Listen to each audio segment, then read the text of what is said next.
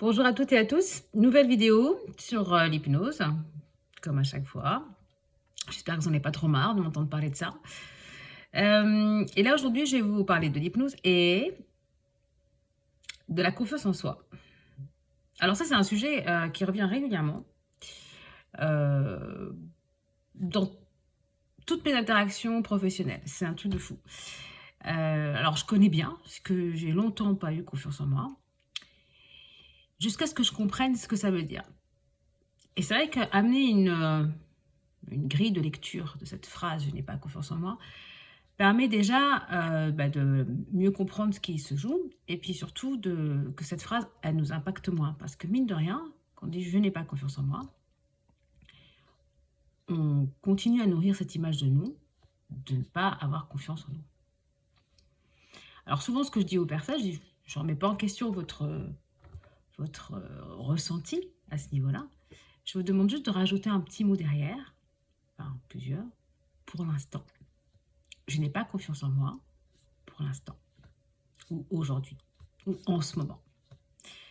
Parce qu'en fait, sinon, ça sonne comme une forme de condamnation. Je n'ai pas confiance en moi et il n'y a pas de fin à ça.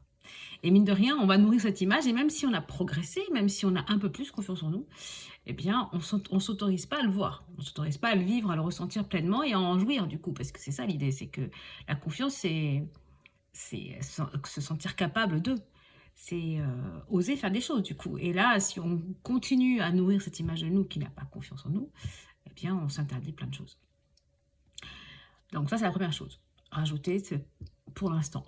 Pour l'instant, parce que je suis en train de progresser sur ce chemin. Ensuite, la confiance en soi, j'essaie de le rappeler, c'est très contextuel. Je n'ai pas confiance en moi, mais dans quel domaine? Et là, c'est intéressant de voir que des gens qui disent qu'ils n'ont pas confiance en eux, pardon, mais qui sont tout à fait capables de me dire, bon, ça je sais faire, ça je sais faire, ça je sais faire. Bon, voilà, tu as confiance en toi. Oui, mais ça n'a rien à voir. Bah si, ça a tout à voir. Donc, à quel moment dans votre vie, vous n'avez pas confiance en vous? Voilà. Alors souvent, c'est des choses qu'on ne maîtrise pas, qui sont nouvelles. Ou alors, on a subi en tout cas c'est comme ça qu'on l'a encodé, un échec cuisant qui fait que on n'ose même plus s'y confronter et on reste bloqué par rapport à la situation. Alors, si on n'a pas confiance en nous dans un domaine précis, est-ce qu'on a assez travaillé? Moi, c'est la première question que je pose. Parce qu'en fait, finalement, si on reprend tous les domaines de votre vie où en réalité vous avez confiance, hein, il y a plein de choses que vous faites parfaitement bien et vous ne vous posez même pas la question de si vous avez confiance ou non. Vous les maîtrisez, donc vous les faites. Eh bien, si vous zoomez un peu sur ces domaines-là, vous allez vous rendre compte que vous les maîtrisez parce que vous avez pratiqué, vous êtes entraîné. Alors peut-être que ça fait très très longtemps, mais n'empêche que vous avez appris, comme tout le monde, comme toute chose, hein, en fait. On n'est pas né à des choses innées comme ça. Alors on peut avoir des dons, mais en fait, ils sont bruts. Si on ne pratique pas, si on n'apprend pas, si on n'essaie pas, il se passe rien en fait. Si Mozart, très doué pour la musique, hein, je pense que tout le monde est d'accord là-dessus, n'avait pas touché un piano, n'avait pas appris la musique, il serait passé à côté. Enfin, vous voyez, donc il y a quand même aussi la notion de travail, de pratique, d'entraînement, d'apprentissage. Et donc finalement, on se rend compte que tout ce qu'on maîtrise aujourd'hui, on l'a appris. Et au début, on n'y arrivait pas forcément bien, même si on s'en souvient pas. On a forcément fait des erreurs. On s'est forcément trompé jusqu'à ce qu'on arrive à la maîtrise. Et bien aujourd'hui, dans les domaines dont vous n'avez pas confiance, dans lesquels vous n'avez pas confiance en vous, est-ce que vous avez assez pratiqué? Moi, je demande. Est-ce que vous êtes assez confronté à ça? Par exemple, si vous dites j'ai pas confiance en moi pour prendre parler devant tout le monde, voilà, prendre la parole en public. Ok.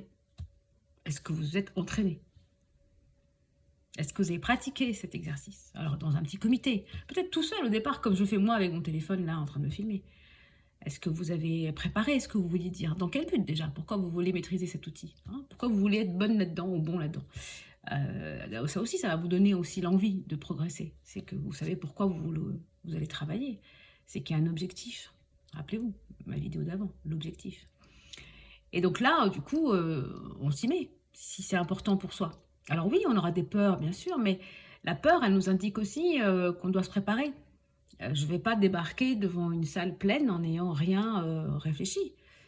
oui, j'aurais raison d'avoir, certainement la trouille. Par contre, si je me prépare, si je m'entraîne, si je répète, si je maîtrise mon sujet, si je me suis entraînée devant toute seule, devant un petit comité d'amis qui m'ont donné des feedbacks positifs et constructifs, à ce moment-là je vais avoir confiance et de plus en plus. La première fois, ça sera peut-être très stressant et au fur et à mesure qu'on s'expose et bien de moins en moins et je vous parle vraiment en connaissance de cause. La première fois que j'ai fait une conférence, sincèrement, j'ai cru que j'allais mourir. Mais vraiment, j'étais dans un tel état de nervosité, mais toute la journée, la conférence était que le soir et je me suis dit: «Mais c'est pas possible de s'infliger un truc pareil».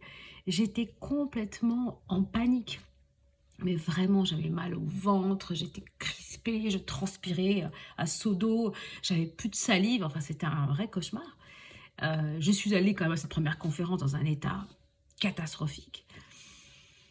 Alors, ça s'est pas autant vu, ça s'est vu, ça s'est mais pas autant que ce que je vivais à l'intérieur. C'est intéressant aussi de voir que souvent, on a l'impression que les gens perçoivent ce que l'on vit de l'intérieur, mais pas vraiment en fait, hein. C'est toujours beaucoup plus, on va dire édulcoré à l'extérieur et n'empêche que je me suis rendu compte que j'avais survécu. Et que malgré ma trouille, j'avais aimé aussi et je sentais que j'avais envie de progresser là-dedans. Donc, bah, après on s'entraîne, on se filme, on apprend à se familiariser avec sa tronche, avec sa voix. C'est pas facile au début, hein, mais à force de s'exposer, maintenant moi j'écoute ma voix, je vois mon visage, je suis absolument plus du tout alors je suis critique, mais hyper bienveillante aussi et j'ai vraiment je me suis habituée en fait, c'est tout, on s'habitue. Puisque c'est pas comme ça qu'on a l'habitude de se voir dans un miroir, ni de s'entendre. Bref, j'ai travaillé. Et je pense qu'effectivement, aujourd'hui, je peux dire que j'ai confiance en moi quand je dois donner, une conférence, quand je dois parler en public. À partir du moment où je sais de quoi je parle, j'ai un peu le trac, mais ça, c'est normal. Mais je suis pas, je manque pas de confiance, vous voyez? Par contre, si je dois commencer quelque chose de totalement nouveau que j'ai jamais fait de ma vie, ou alors quelque chose que j'ai fait il y a très longtemps, mais que j'ai pas refait depuis, et ça, c'est normal, d'accord? Donc finalement, qu'est-ce que ça veut dire ne pas avoir confiance en soi? Voilà. Mais pas grand-chose, hein. Quand on arrive à contextualiser les choses, on se rend compte que finalement c'est juste, bah, j'ai pas assez bossé le truc, quoi. Alors, si jamais c'est votre cas et que vous ressentez ça et que vous n'arrivez pas à dénouer la pelote, de fil, eh bien, alors là, le coup, l'hypnose peut aussi vous aider parce que, on va déjà, pendant le temps d'échange, beh, justement prendre ce recul, déconstruire ces croyances que vous avez sur vous-même de: «J'ai pas confiance en moi». En tout cas, ébranler ces croyances-là, les achever directement, donc dans la séance d'hypnose et aussi, vous amener accélérer la prise de confiance en soi. Vraiment, l'accélérer. Et ça, c'est vraiment on gagne du temps, voilà, tout simplement, on gagne du temps et je trouve que c'est pas bête. Pas bête de faire ça, je trouve que c'est un bon moyen. Alors on peut le faire tout seul, hein, bien sûr, il n'y a pas besoin à chaque fois de passer par un accompagnement, mais encore une fois, là, vous allez vraiment gagner en rapidité, peut-être même aller encore plus loin que ce que vous imaginiez, parce que justement, le fait d'avoir quelqu'un qui vous amène à ce pas de côté, à cette compréhension des choses, de vous-même, de ce recul, de cette image aussi beaucoup plus valorisante que ce que vous avez de vous-même, parce que généralement quelqu'un qui dit qu'il n'a pas confiance en lui ou en elle va avoir une image absolument dévalorisée de soi. Donc, parce que l'estime de soi et la confiance en soi sont vraiment interconnectés, donc je rappelle que la confiance, c'est se sentir capable de et l'estime, c'est la valeur que l'on se donne. Et donc forcément, si j'ai pas des je considère que j'ai pas de valeur, je vais pas avoir confiance, hein et donc l'un nourrit l'autre, c'est vraiment un cercle. Et donc là, l'idée, c'est vraiment de se rendre compte que bien sûr qu'on a réussi plein de choses dans sa vie, que bien sûr on a des domaines dans lesquels on est totalement à l'aise et qu'on maîtrise et qu'on a de très bons résultats, mais quel que soit le domaine, sportif, cuisine, rangement, être doué avec ses mains, mais n'importe quoi. Mais en fait, on a plein de choses qu'on maîtrise, évidemment. C'est juste qu'on comme on le fait naturellement, on a l'impression que c'est pas important, mais bien sûr que ça l'est. Bien sûr que ça l'est. Et ensuite, une fois qu'on a compris quand même qu'on avait un capital d'estime, de valeur, alors on va pouvoir justement mettre en place des stratégies pour augmenter, sa valeur et sa confiance dans le domaine qui nous intéresse, qui est important pour nous. Puis après les choses, on va lâcher l'affaire. Moi, il y a des trucs, je suis pas douée, je sais que je suis pas douée, je pourrais bosser tout je passerai de très, très nul à médiocre avec un acharnement et vraiment un déploiement d'énergie colossal que je ne ferai pas d'ailleurs parce que je suis pas comme ça, je suis pas du genre à travailler à fond perdu. Ce qui fait qu'en fait, il y a des choses qu'il faut lâcher. On ne peut pas être parfait et on ne peut pas savoir tout faire.